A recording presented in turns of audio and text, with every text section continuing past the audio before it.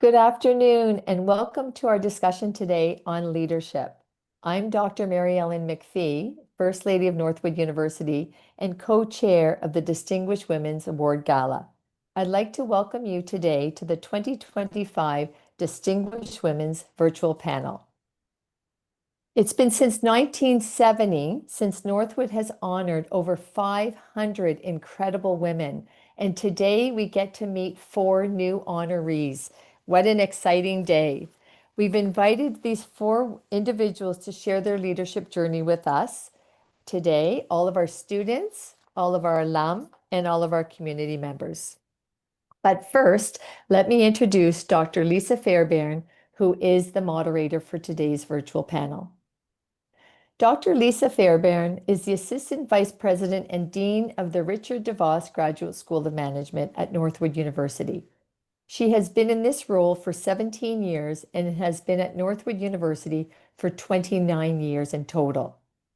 Lisa earned a PhD in Business Administration at Michigan State University. Her academic and professional specialty is in competitive strategy, and her husband have owned small businesses together over the past few decades. Dr. Lisa Fairbairn has been the moderator for the Distinguished Virtual Panel since its inception, and she does an incredibly amazing job. So we want to welcome her back here today to moderate today's virtual panel. Welcome, Lisa. Good afternoon, and thank you, Mary Ellen, for that lovely introduction. I am so happy to welcome you all to the 2025 Distinguished Women Awards honoree panel. For almost 3 decades, can't imagine it's been almost 3 decades, but it has. I've had the privilege of engaging with many Northwood students, gaining insights into their ambitions and challenges as they prepare to enter the workforce. These conversations have not only shaped my understanding of the issues top of mind for these emerging leaders, but have also helped inform some of the areas we'll explore this afternoon. The topics selected, we believe, will inspire reflection among our students as they represent stories and lessons from real experiences that shaped each of these outstanding leaders. Before we begin, let me share the significance of the Distinguished Women Award, affectionately known as the DW Award. 1970, Northwood has recognized exceptional individuals through this prestigious honor. Originally created to celebrate women who built inspiring careers, impacting their communities, the award is rooted in the Northwood idea, our belief in the power of freedom and personal responsibility. Today, this tradition embraces all leaders who embody these principles. Our DW honorees represent a mix of business, nonprofit, and philanthropic leaders. Each has built a career marked by purpose, innovation, and resilience, and we are looking forward to learning how these experiences have shaped their leadership journey. To our honorees, thank you for joining us and sharing your stories. Guests, feel free to submit questions using the chat feature on your screen. We will address them after the panel, time permitting. Now let me introduce our amazing DWW panelists. Ann Doyle. The Honorable Ann Doyle is an award-winning journalist, auto industry executive, and lifelong champion of women's progress. As one of America's first female TV sports broadcasters, she broke barriers by helping open locker rooms for women reporters, earning her place in the Michigan Journalism Hall of Fame. At Ford Motor Company, she shattered the steel ceiling and was named to the inaugural 100 Leading Women in Auto Industry list.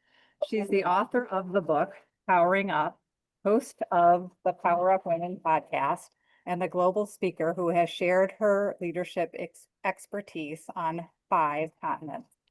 Ann's student presenter is Claire Ballantyne, who is working towards her BBA in marketing and entrepreneurship and will graduate in 2028. Welcome, Ann. Hello, everyone.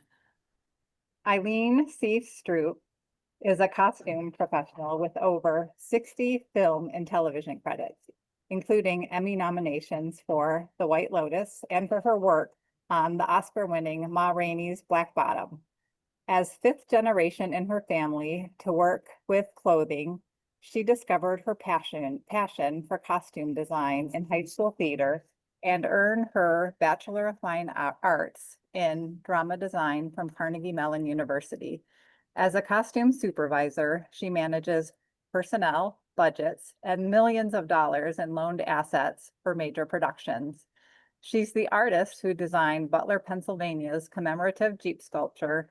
It's the 2022 and 2025 Emmy Award nominee. Eileen's student presenter is Heidi Merrilis, a junior studying entrepreneurship, fashion, and marketing. Welcome, Eileen. Thank you so much for having me. Our next honoree, Rhonda Swan, is not able to join us today, but sends her regrets. She is the CEO of Unstoppable Branding Agency, a seven-figure digital empire she built while traveling the world. As an international speaker and business strategist, Rhonda transforms visionaries and entrepreneurs from the world's best-kept secrets into recognized experts through strategic PR, media, and personal branding. Her diverse clientele ranges from surgeons to startup founders, all benefiting from her expertise in turning passions into profits. Featured in major publications, including the Huffington Post and Success Magazine, Rhonda was named Forbes' #5 most influential women to watch in 2021. She's dedicated to helping people dream big, take meaningful action, and create unstoppable results in both business and in life. Rhonda is an alumna of Northwood University, a star softball player while here, and was even inducted into the Athletic Hall of Fame. Her student presenter is Carney Slough, studying for her BBA in sports management and then on to her MBA, and she is also on the Northwood softball team. We look forward to hearing more about Rhonda's story at the gala. Elois Thomas, PhD. Dr. Elois Thomas is president of SEAL LLC, a nationally recognized leader in energy efficient solutions and workforce training. Under her leadership, SEAL has expanded across the United States, delivering innovative programs that create measurable impact for utilities, businesses, and communities. She holds a PhD in business, an MBA, and is a certified Six Sigma Black Belt. Recent honors include Crane's Notable Leader in Sustainability, Enterprising Woman of the Year, and D-Business Powered by Women honoree. Elois's student presenter is Chase Southwick, Chief Operations Officer of Northwood University International Auto Show, and is studying automotive marketing and management. Please welcome Dr. Elois Thomas. Good afternoon. Thank you so much. You bet. Our final honoree is Jennifer Griffin Williams. Jennifer, a 1983 Northwood graduate and 2018 Outstanding Alumni honoree, exemplifies transformative leadership through education and global philanthropy.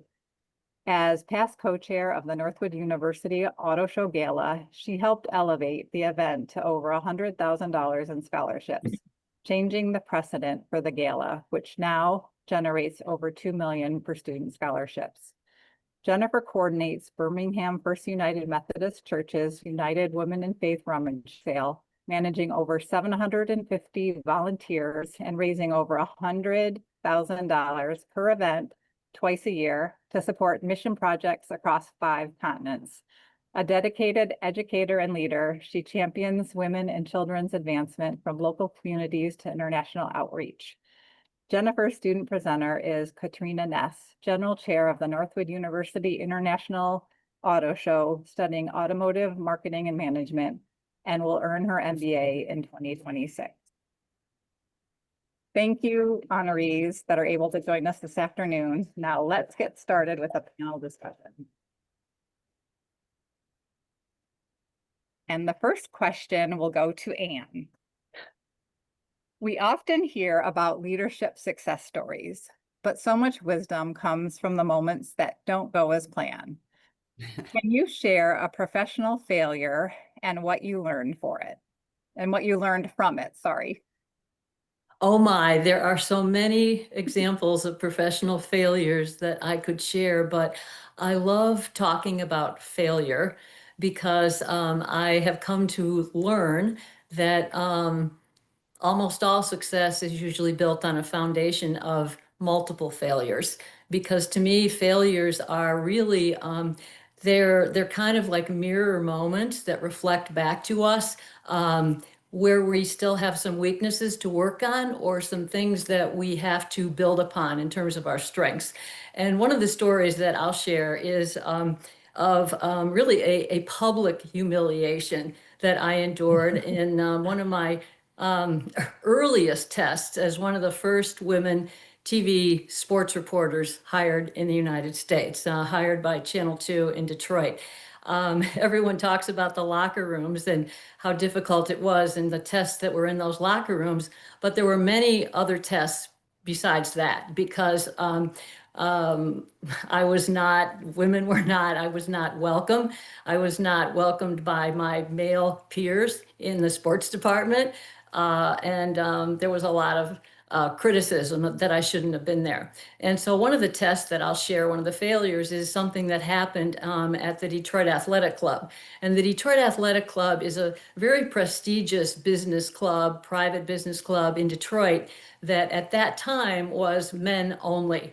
And I was told by my news director that I'd only been working there about 6 months. And he said, hey, Ann, we have this tradition that the sports department, the members of the sports department are invited to go down and speak to the Beavers, which is a private club within the Detroit Athletic Club, to speak to them at lunch. And so you're now a member of the sports department, and so you're invited to go down and join them. And so I did. And what happened is the Beavers are a group of men, many of whom had been previous athletes, and they meet for lunch once a month, but they meet around the swimming pool. And before lunch, they play this game of kind of water polo, but they call it basket brawl. And so when we start talking to them, the men are in bathrobes. They just got out of the pool and they're dripping wet, but they're sitting at these beautiful tables with linen tablecloths and all that. And these are really very influential, very successful businessmen in Detroit. And so we start this lunch, and this is very much a locker room atmosphere. And they start this, and the questions begin. And when I was asked the very first question, there were 5 of us in the TV2 sports department at that time. And when I was asked the very first question, one of the questions was it was something about the other guy had been asked about the Detroit Pistons, and somebody yelled, "Hey, Em, what do you think about that?" And I answered as soon as I answered, and 100 men laughed. And then a few questions later, someone asked, hey, Ann, asked me a question about the University of Michigan football team. Now, I had flown with the team. I had gone to every game. I had covered their practices. I'm a graduate of the University of Michigan, and I had no problem answering that question. But when I finished, somebody yelled, "Oh, your father told you that." Because my father was a well-known Detroit sports broadcaster. And 100 men laughed again. And basically, essentially, the Detroit Beavers had me for lunch that day. And my peers from the sports department never said one word. It was absolutely fine for them. And so it was a public humiliation. But the end of that story is the fact that a year later, we were invited to go back. And of course, the news director said, "Ann, I know what happened. It was really terrible last year. You really don't need to go." And I said, "No, no, no, I need to go." And so, of course, I did go back. But before that luncheon, I talked to my father, and he remembered what had happened the year before. And my dad said, "Yes, Annie, you absolutely have to go back there." But he said, "I got a plan for you." And he told me something that he wanted me to do. And I said, "I can't do that." And he said, "Annie, you have to trust me.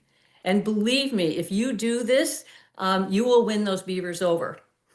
And so what happened was I asked 2 of my peers from the sports department, and they really didn't want to participate in this, but I finally talked them into it. And so right before lunch, right as, we're getting ready to start. And Ray Lane said, okay, we're getting ready to start here, but first I want to introduce Ann to one of our guests here, and we're going to start in just a second. So we walked around to this man who stands up, and he's reached out to shake my hand. And as he did that, my peers threw me in the pool. They threw me right in the pool, all my clothes on, boots. It was winter time, and everybody's shocked. And all of a sudden, the beavers are jumping into the pool to rescue me. And I climbed out, and they pushed me in 2 more times. But I finally climbed out, and I walked out, and that was where my father's plan ended. But I went into, there was a kind of a locker room there, and I basically stood there and go, okay, what do I do now? And I took off my clothes, and I put on a bathrobe. I had my underwear on, and I walked back in there, and I got a standing ovation. And then we took questions. And my lesson about that is that it was a very deep humiliation the year before, but that was really laying the groundwork for me to, number one, learn from a mentor. Mentors are incredibly important. And my father knew exactly how I had to handle that situation. I never would have figured it out. And the other piece is have some fun. Be able to laugh at yourself. Awesome. Thank you. That was great. And boy, the public humiliation made that even more of a difficult failure to overcome. So hats off to you. Great lesson there. Your question was actually a two-part question. So the second part of that question is related to personal growth. What is the most important skill you've developed outside of your professional expertise, and how has that impacted your career? Oh, So this is related to personal growth. yes, I would absolutely say the most important thing is learn another language. I had the opportunity when I was a junior in college to go and study at the University of Madrid. Lived in Spain, lived with a Spanish family. That was the foundation for learning Spanish. And I have built upon that and continued that. The the thing about I feel so strongly about this. I really encourage students to do everything you can to learn another language. I think that we have an advantage as Americans in that our natural first language is English, but it's also a disadvantage because people in all other parts of the world speak multiple languages, and speaking another language opens up a worlds to you that you could never connect with if you didn't learn the language. And I'll give you a quick example. I mean, it has helped me multiple times in my career, but one of the very unusual examples where it saved me in another early test as a rookie TV news sports reporter. So I was, one of the things that happened when I first started covering sports is that, of course, there were lots of tests. And I was sent by our sports director, who really did not want me there. He basically said the New York Yankees were coming to town to play the Detroit Tigers. And I know many of our students are maybe too young to understand how big a star that Reggie Jackson was. But Reggie Jackson was Mr. October on the New York Yankees, a Hall of Famer. And imagine you're being told to go and Taylor Swift or Caitlin Clark is coming to town. We want you to go get an interview with them. And this was like just about impossible. And so I thought, okay, what am I going to do? Well, for one thing, I did my research, and I went down, and you always have an opportunity with other teams are coming to town to a couple of hours before the game, the teams are taking batting practice. And so credentialed reporters are allowed to go out on the field and approach players taking batting practice. You can try to get an interview with them. And so that was my chance to try to get an interview with Reggie Jackson. And, when I went out there, I could see Reggie Jackson was standing right behind the batting cage, and none of the other reporters were approaching him. Everybody just knew well enough that Reggie's not going to talk to you. Everybody wants to talk to him in every town he plays in, and just don't even bother him. And so of course, I walk up to him, and I could feel the other reporters kind of watching me and thinking, oh, this is going to be good. This rookie girl is stupid enough to try to ask Reggie Jackson for an interview. And so I walked up to him and basically said, hey, Reggie, my name is Ann Doyle. I'd like to talk to you. He never even looked at me. It was like I was a little fly flying around. He completely ignored me. And then I went to plan B and I said, Senor Jackson, me llamo Ana Doyle. Me gustaría hablar con usted sobre los jugadores latinos. And he turned and he looked at me and he said, ¿Qué quieres conocer, señorita? What do you want to know, señorita? Because I had done my research and I learned that, like, do your research. Like, what could I possibly ask Reggie Jackson that he hadn't been asked 1,000 times? Well, I discovered that he spoke Spanish. His maternal grandmother, I think, was Puerto Rican, and he was helping the Latin players that were just coming into baseball at that time. And I asked him if he'd talk to me, and it was a chance for him to do something different. And there were many other examples where it helped me, but that's just one. That's a wonderful example. So personal growth, as we think about it, just our own individual growth, it's important for our own fulfillment, but it can also be a cornerstone for our professional success. So thank you for sharing that example. Okay, we're going to move to Eileen.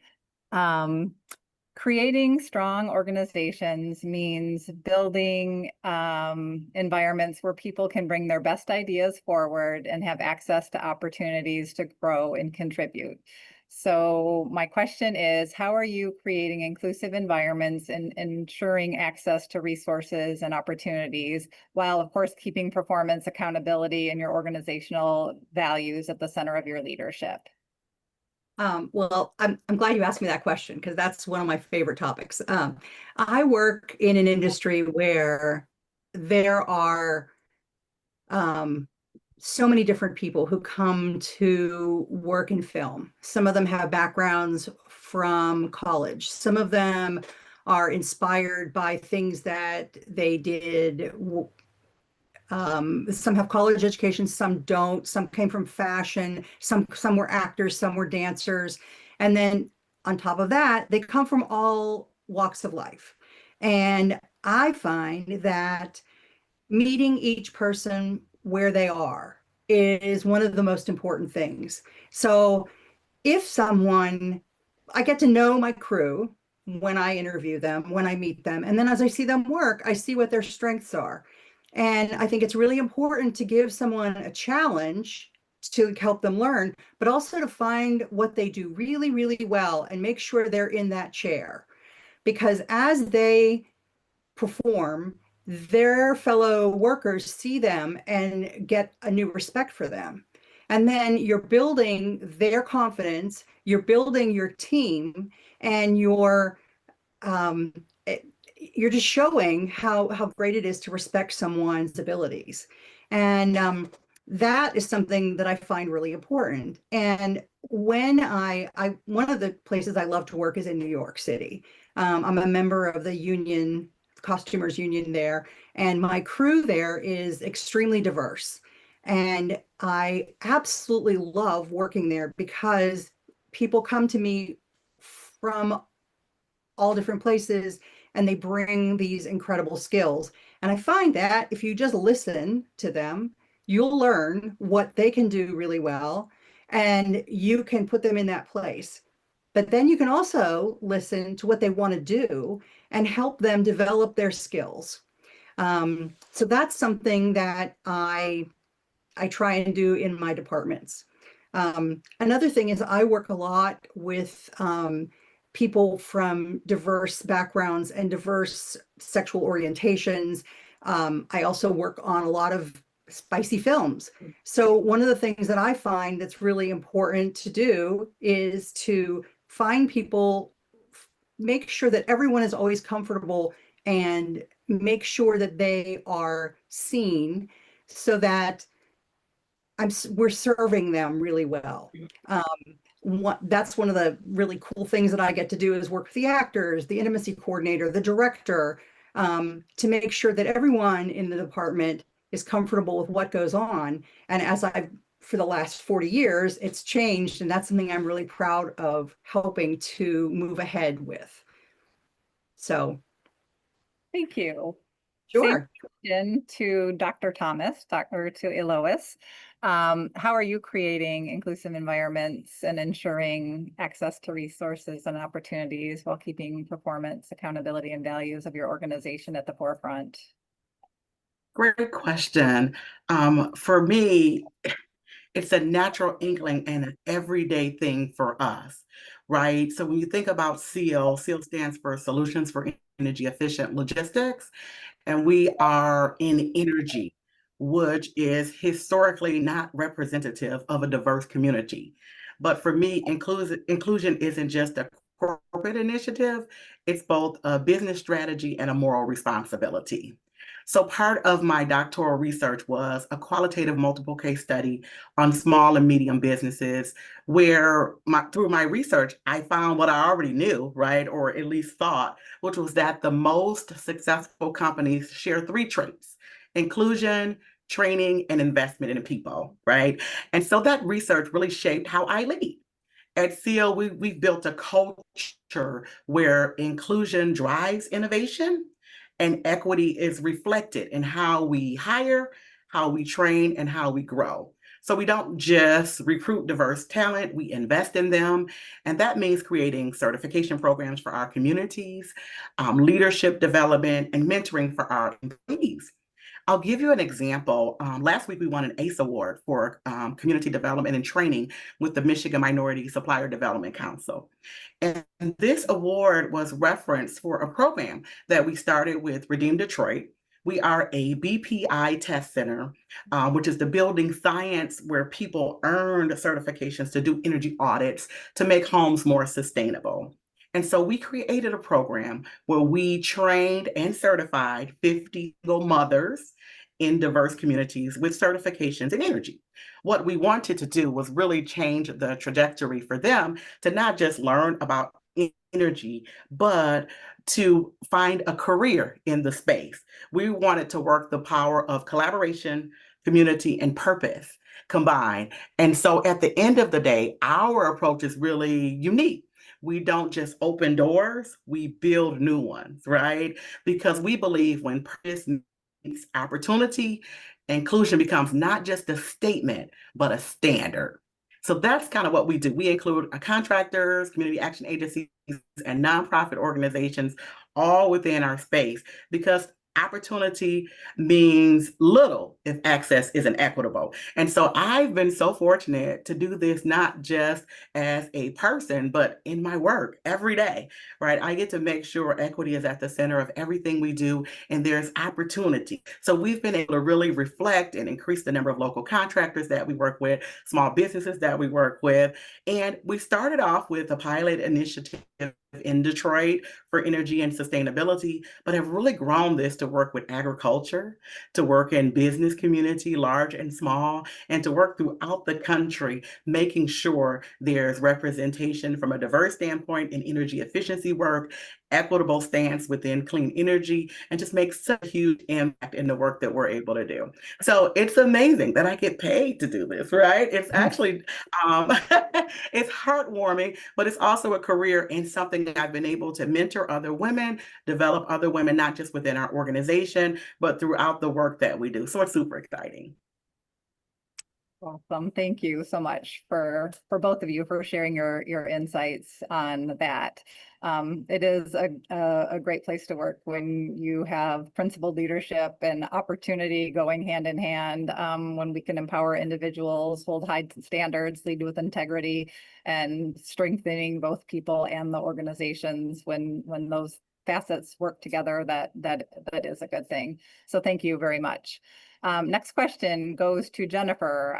Similar to the question we asked Anne on personal growth, What is the most important skill you developed outside of your professional expertise, and how has it impacted your career?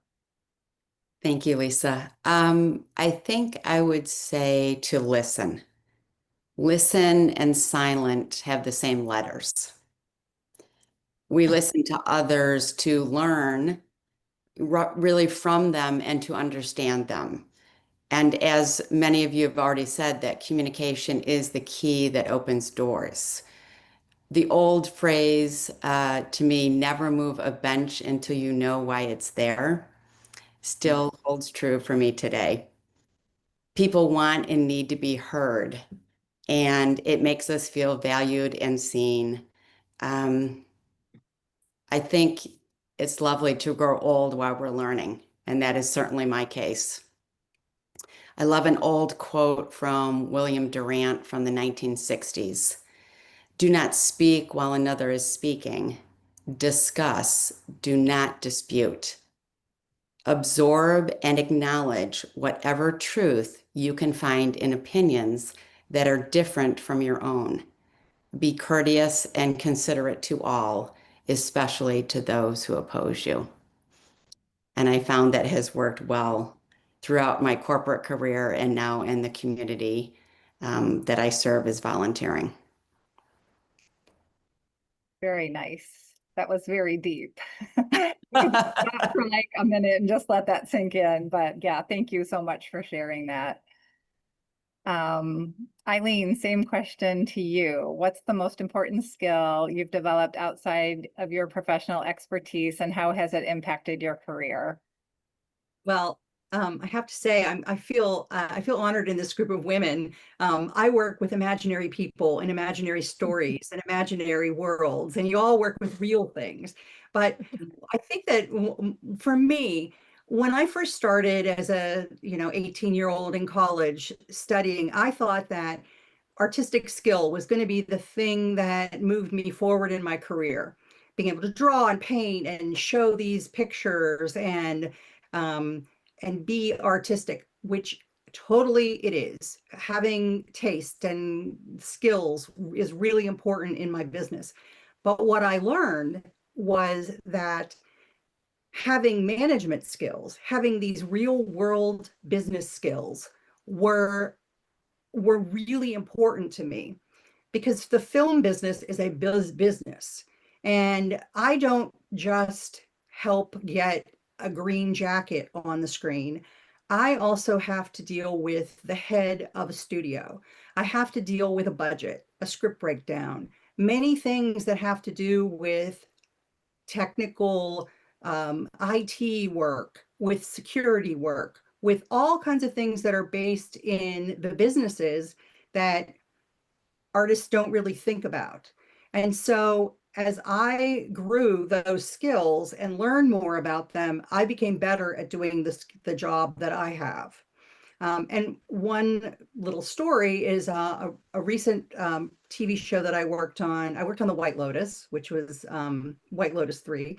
And we had a lot of high jewelry that we kept, and a lot of very expensive items that had been loaned by companies.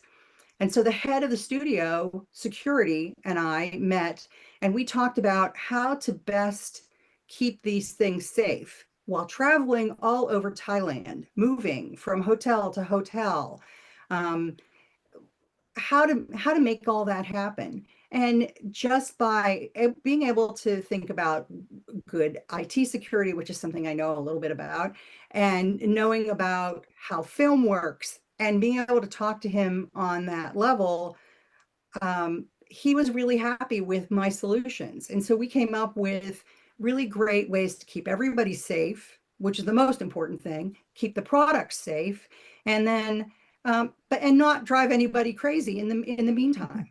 And doing that is something that doesn't have to do with a paintbrush or a sewing machine. It has to do with having other knowledge. So that's one of the things I think that's been really important to me. That's great. That's really great. Thank you for sharing that. It's interesting that 3 of our panelists chose a question related to personal growth, which is inspiring, and it highlights the importance, I think, of continual self-improvement and emotional intelligence and adaptability in leadership as contributors to their success. So again, thank you for sharing those thoughts and perspectives. Next question goes back to Anne. So Anne, you have seen leadership from so many different angles across your career. So given the unique challenges and opportunities faced across business, nonprofit, and philanthropic sectors, all of which you've had experience in, what insight from your journey would you most want to share with our audience? Oh, what insight from my journey. One of the things that I did in my book, and I did a tremendous amount of research when I was writing my book. People used to say, oh, Anne, you should write a book, you should write a book. And I thought, yeah, I have some stories, but I was really interested in learning what all these other incredible women who had been kind of pushing the boundaries during my working years had learned about leadership.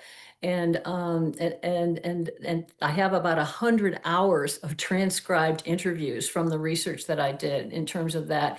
And when I was writing the 7 skills that I thought high achieving women needed to master next as sort of their graduate work in order to move into leadership roles, number 1 on that list was find your passion. And find your passion. And that is leading is really hard. And if you don't have some kind of really core passion that's driving you, it'll be too hard.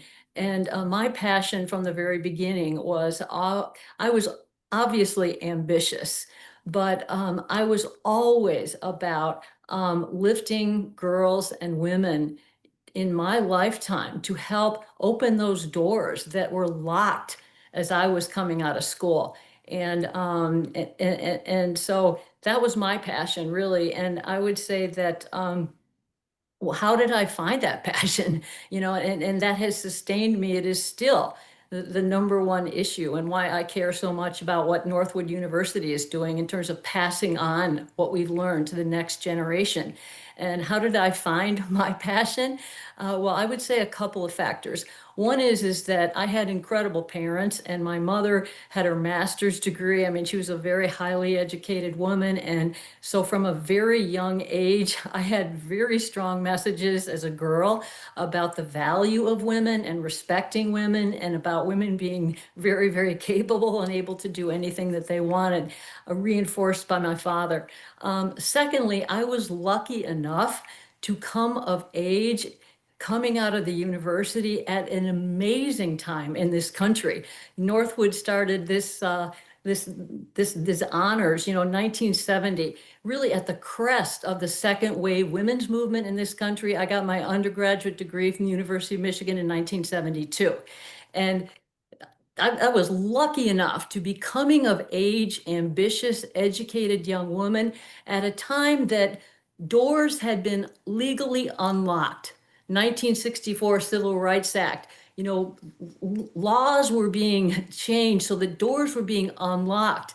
But it was our generation that had to do the job of kicking those doors open and keeping them open for others to follow us. And it was a very exciting time. And to me, it was like, oh boy, let's go. And I felt very much a part of something bigger than myself. And the third piece I would say about my passion is that when I was 25 years old, I'm one of 7 children. I'm the big sister of 7 children. My sister Mary, 22 years old, took her own life.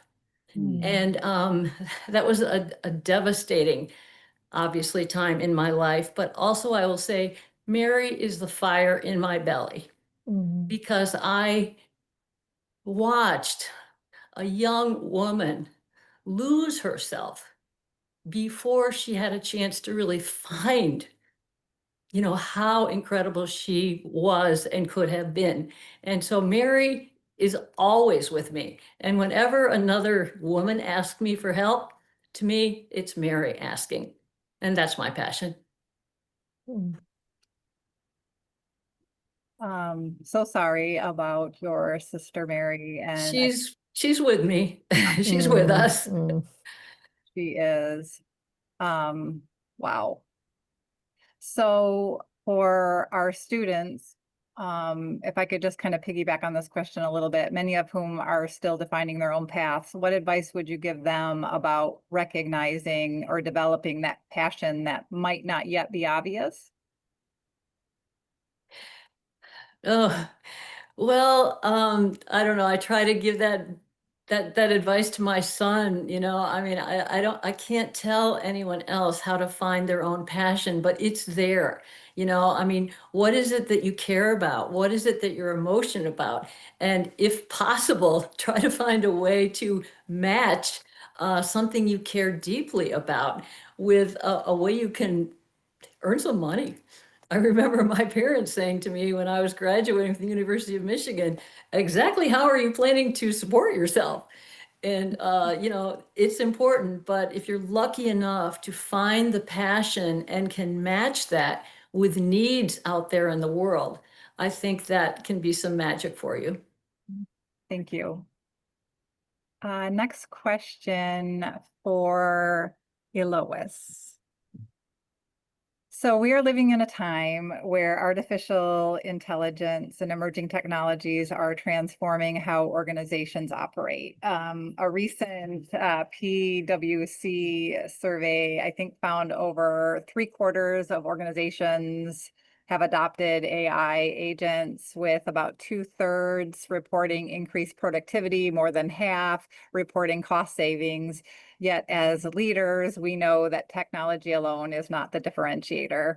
It's how we align it, meaning the technology or the AI, with human purpose and organizational values. So given your experience leading a mission-driven organization at the intersection of energy, technology, workforce innovation, how are you leveraging AI and emerging technologies, whether for operational efficiency, community impact, or stakeholder engagement?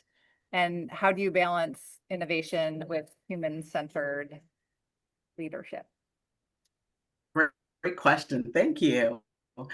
Oh, I'm excited about this question because my initial job at Seal, I came to Seal as a program manager, and ultimately I grew to chief administrative officer. And as the CAO for Seal, I led accounting and IT. So this was a great area, great background for me. But currently, we're using AI and data analytics to improve how we measure community impact, how we manage logistics, and how we expand access to energy programs, especially for underserved communities. For example, we're using predictive analytics to identify energy burden households faster so that we can get help to families who need it the most. We also use AI to streamline internal systems like our call center operations, our field scheduling, with the goal of freeing our team up to focus on what matters most, right? Human connection and service. We've also recently expanded into agriculture. So we use drones to conduct farm and energy audits. We're bringing innovation to the fields and ensuring the rural communities benefit from the same energy efficiency and equity that we deliver in cities. Technology also allows us to track community impact real time. And that's what really makes it fun because you can make a difference faster. Things like energy savings and workforce certifications and local hiring. So this insight really helps us design programs that are both efficient and equitable. But even as we innovate, we keep one principle at the center of everything we do. Innovation means nothing without AI can process data, but it can't replace purpose. It can't replace compassion, and it can't replace leadership. So we lead with purpose, we power with innovation, and we center it all around people because the future will always require both human heart and smart technology. So that's how we're able to leverage it, but still keep that human element at the focal point and the most important aspect of what we do. That was so brilliant. Being in education, that's what we teach our students, but to hear it so eloquent coming from you, it isn't just about the innovation of adopting the new tools, it's about applying them with intention.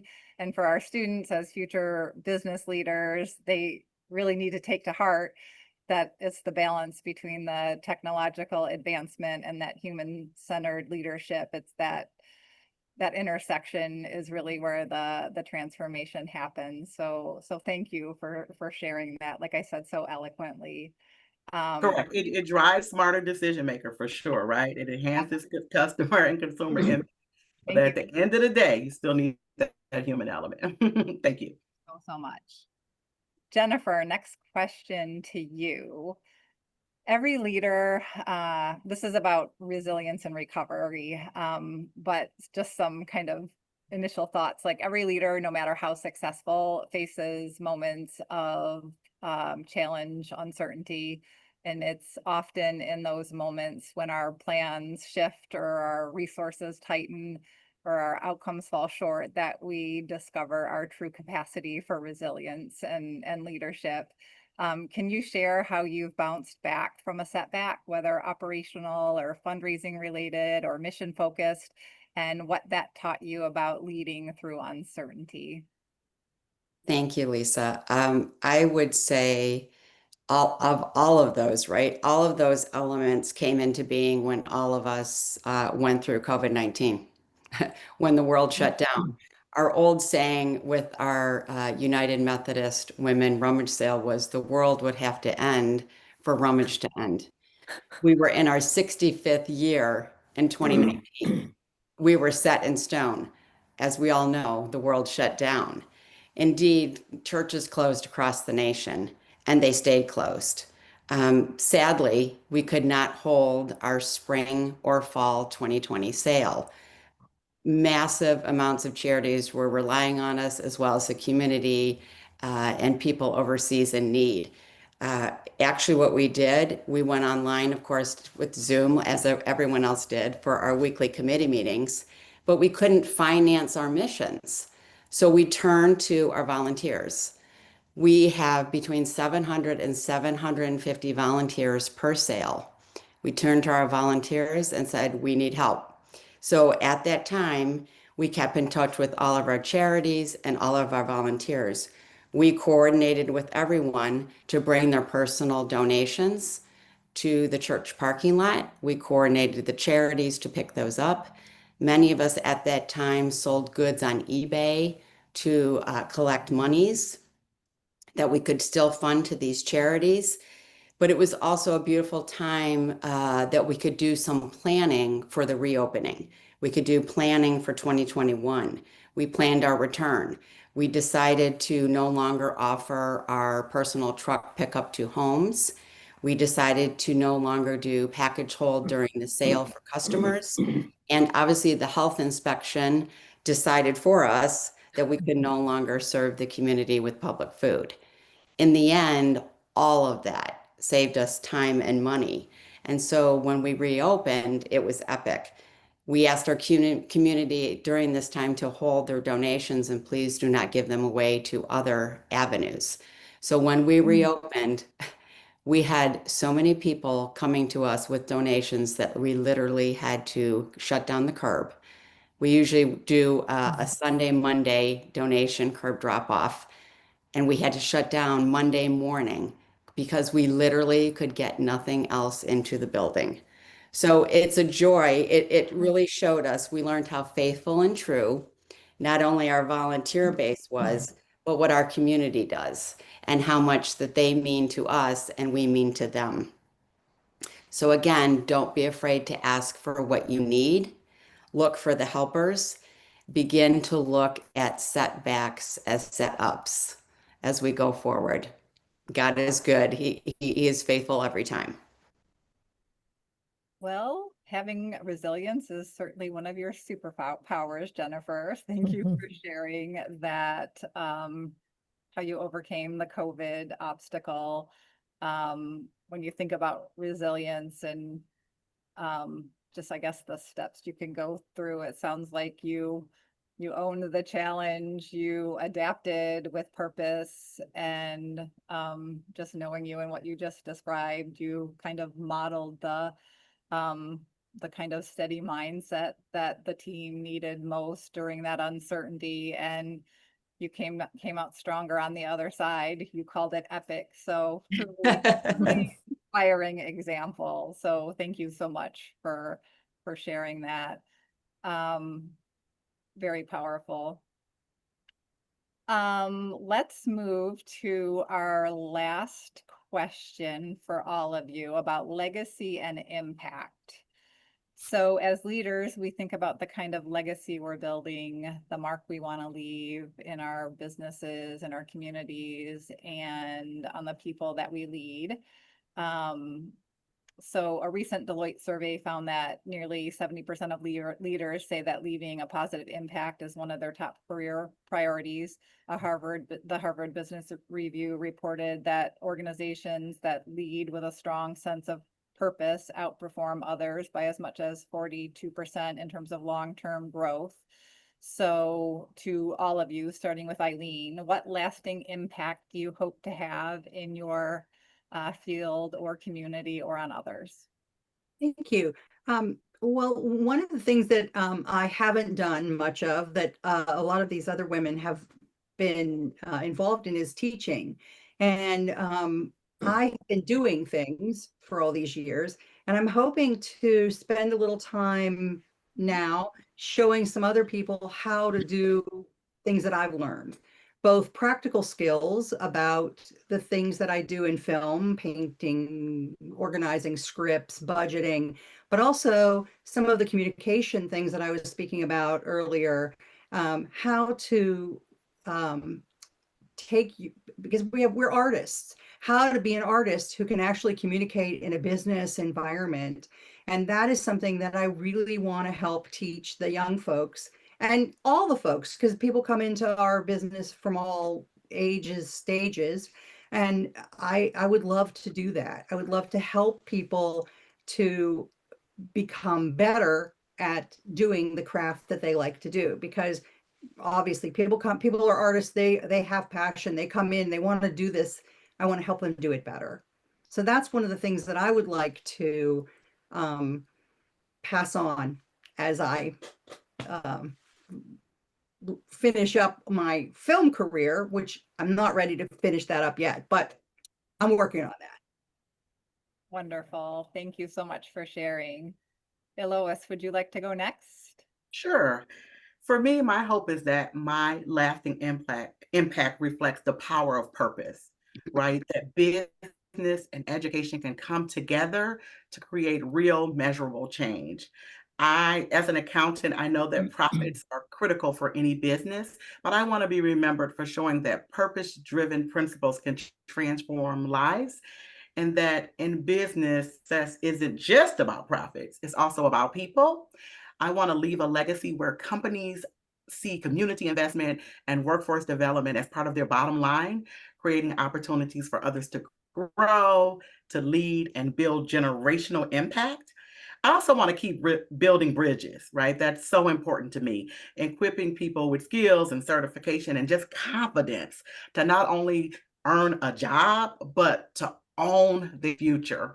My mission is really to turn potential into power, to help the next generation understand that with focus, faith, and follow through, anything is possible. So when it's all said and done, I want people to say, I live with purpose, I led with conviction, and I left a blueprint that proves it's not where you start, it's where you finish. You can be grounded, resilient, and unstoppable, and be unapologetic about it. That's what I want folk to remember about me and my community. Awesome. But you packed a lot in there. That was so good. I think I missed some of it, but I might have to go. That was great. All around purpose, centered around purpose. Yeah. Jennifer, how about you? I think that I used up everything that God gave me, that my time, my talent, my treasures. That's what I would like. That I was a vessel that was used by Him to help, right, further His kingdom, to transform lives through the Bible teaching that I do and through the mission work, working alongside others, to really help women and children and families in need, that we would follow His acts of compassion and the habit of prayer, and really the attitude of obedience. So we're never too young and we're never too old to help make a difference, right, in the lives of others. Amen. And this is not one of the questions you selected, but would you like to reflect on an lasting impact you hope to leave for your field or community? You know, I'm part of that generation of women who grew up in this country being told, no, we can't, no, you can't, as little girls. You know, no, you can't be a lawyer. No, you can't be a doctor. No, you can't be a CEO. And absolutely, you cannot be a sports reporter going into men's locker rooms. And you know, I hope that the legacy that my generation of women passes on to future generations of women and all the young women listening right now is that being a female is not a weakness to be overcome. It is a strength to leverage and lead as a woman. Beautiful. So I'm just in a quick little reflection, I'm struck by how each of you connected leadership with purpose. And I think you all reminded us that lasting impact begins with very deliberate intention. And you've all demonstrated that legacy isn't something that we leave at the end. It's something that we build every day through how we lead, through how we serve, in terms of, like, Jen, what your words were about, and how we innovate. And for all that we shared, we're just grateful for your perspective on the legacy that you're building and the legacy that you're going to leave for your business, your community, and for those that you impacted just one-on-one. So Mary Ellen, that's the end of our questions. I know we only have 3 minutes if you want to bring it to a close. Sorry. No, I will for sure. So I just want to start by saying thank you to Lisa. She does an incredible job and takes us right to 3 minutes, but was able to draw out some wonderful stories from all of our honorees. So thank you, Lisa, for your level talent that you do when you nominate, when you moderate. It was a wonderful hour to spend with all of you. And I just want to highlight today, we've heard from 4 incredible individuals. We've heard from a woman who's 100 leading, honored as 100 leading women in the auto industry. We've heard from women who are, one of our women are Emmy nominator. Just think about that. We've heard from women who are nationally recognized as a leader in the energy efficiency solutions in workforce training. We've heard from women who are named Forbes' 5th most influential women. And we've heard from a woman today who raises over $100,000 at every event she touches. And she is a true educator and a long-term supporter of Northwood University. So think about this cohort of distinguished women. We're very excited to honor you. And I just wanted to say thank you for your time. Thank you for your discussions and your stories. And I know we're going to get to learn more and get a deeper feel of who you are when we get together in November. So I just want to say thank you again. Thank you to all the alum and all of our students who are able to join us today. I know that we've had some previous DW honorees who are online, as well as Mary Ellen George Hess, who is also the co-chair of our committee. So just before we leave, I just want you to invite all of you who are here today to November 8th. November 8th is our 56th Distinguished Women Awards Gala at the H Hotel in Midland, Michigan. And if you need to know more information or want to know more information, please follow the link that is below. So thank you again, everyone, for joining us. And thank you to our wonderful honorees for sharing their time and their talent with us today. Thanks again, all. Have a great Bye. afternoon. Bye-bye. Thanks.